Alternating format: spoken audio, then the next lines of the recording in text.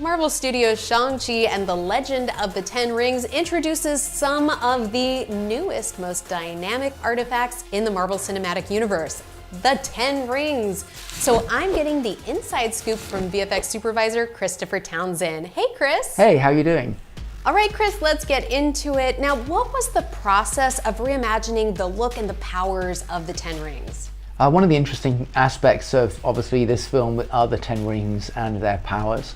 In the comics they're represented as finger rings, and we wanted to go more onto almost bracelets and rings around the wrist. We started looking into the idea of having each individual ring be representative of a particular power, as it's represented in the comics, but again decided we didn't really want to do that, and we wanted to keep it a little bit more simple and show them as just a more unified sort of presence of what these rings are doing. And we started going down this journey of not really being about the rings themselves that are powerful, but rather it's the energy that they emanate. That was going to be the power.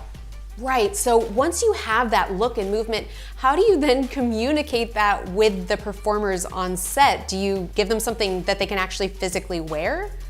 So there was a lot of development trying to figure out exactly what we should build as the on-set pieces for the rings. It was a real challenge trying to figure out, well, what should they look like and should they be going small to large?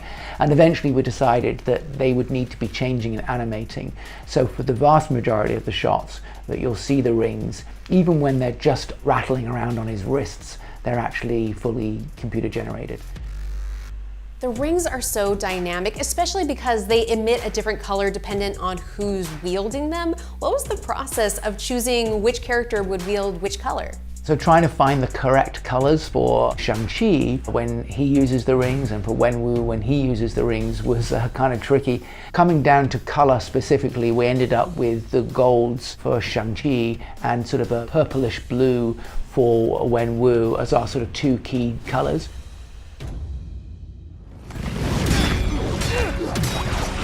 So when we see that big final climactic battle between Shang-Chi and Wenwu, we really get to see how the Ten Rings emit different powers when they're wielded in different fighting styles. Could you point out some of those subtle differences? So I think one of the interesting things with the film is how the rings are different for each character. In essence, Wenwu is not necessarily fundamentally evil, but there are sort of aggressive overtones to who he is as a character. And so the characterization of those rings was an extension of that. And when Shang-Chi, when he's using the rings, there's almost an aura of goodness about him. So when he's in almost a tug of war moment with his father, we see Wenwu, who uses the sort of lightning-based energy, very spiky and aggressive, relative to Shang-Chi's almost silk ribbons of glowing energy and flowing, and it's a much more gentle, serene power. This scene really has so many layers because there's this intense action paired with these really powerful emotional moments. What role does VFX play in helping to create and support those kinds of layers?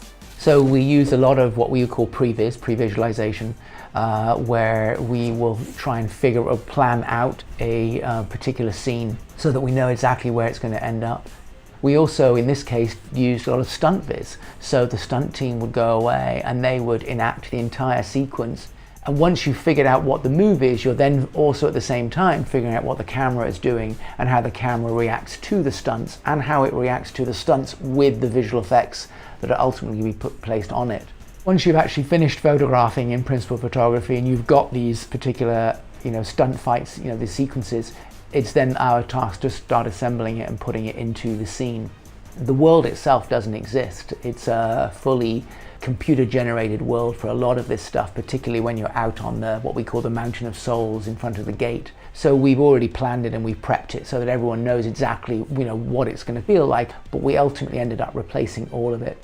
We have to track the camera and figure out where the camera is in relation to the actors and in relation to the world that does exist and the ground plane, all that kind of stuff. And what we're doing with the visual effects is trying to enhance that and help further that story arc and that characterization.